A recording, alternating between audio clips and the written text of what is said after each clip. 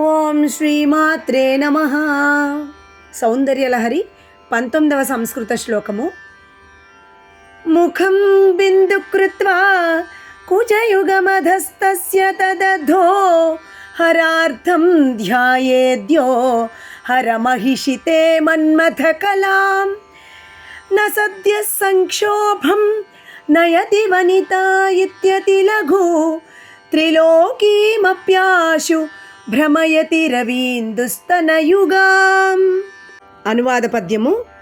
ముంగల బొట్టు మోమడుగు బొట్టులు చంగవయున్ హరార్థమయంగముగాగ నీదు కుసుమాంబక బీజము ధ్యానమందుని భంగిని చూచువాడికను భాను సుధాంశు కుచద్వయ త్రిలోకింగన గల్గునన్న పరకీయ నితంబినులెంత ఈశ్వరీ. తాత్పర్యము.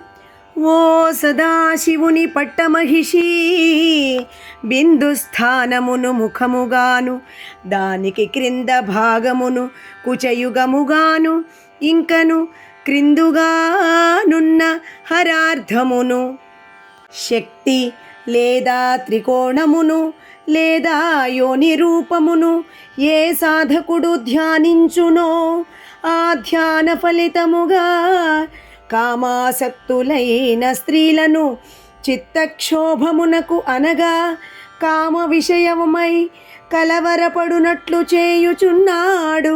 ఈ విషయము ఏమంత లెక్కలోనిది కాదు.